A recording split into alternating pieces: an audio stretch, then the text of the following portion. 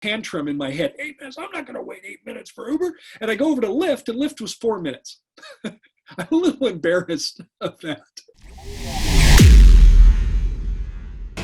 This is the Thriving Dentist Show with Gary Takis, where we help you develop your ideal dental practice. Set up a scheduling template where you can see them in 3 business days or less for their appointment. 3 business days or less. Now that's hard. That's not easy to do. Because Naren, what's going to happen to that new patient? Not an emergency, but the new patient I'm just trying to get established. And the first available new patient appointment is 4 weeks away. What's going to happen? Yeah, most people don't say what they think, so they will say, you know what, okay. Yeah, that's fine, put me in, but they're not going to show up. Or they'll say, I'll call you back. So it's one of those 2 responses. We have the attention span, the public has an attention span of a gnat today. Now, many doctors don't even know where they stand on this. Recently, back before COVID, I was talking to a doctor who said, all I need is more new patients. All I need is more new patients. We've got good systems. I got a great team. I just need more new patients.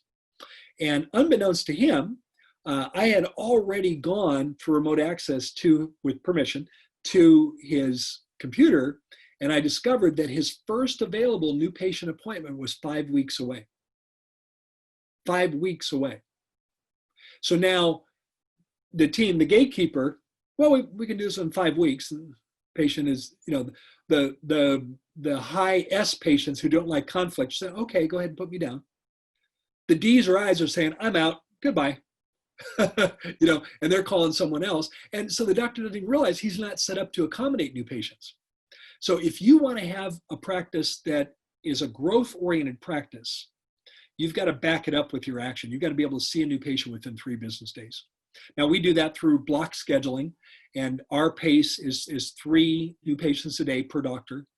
And so we have blocks 3 times a day for the doctor part of the new patient appointment, 30 minutes on Paul and Tim's schedule. And we hold those. We either schedule them with a new patient or we hold those up till 48 hours before.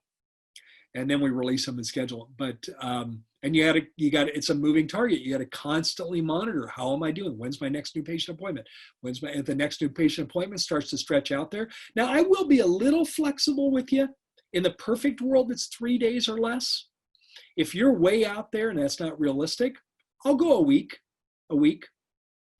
But I'd rather have it be 3 days. But I certainly don't want it to be 5 weeks. Fix that first, because if you don't fix that, then your marketing is going to fall on its face because you're not available you're not tuned into patients' desires today. I shared this recently in one of our office hours meetings on I Love Dentistry, and we're all guilty of this. Naren, before COVID, I was in Chicago, and I use Uber or Lyft, when I'm traveling rather than rental cars, and so I hit my Uber search, and it was 8 minutes.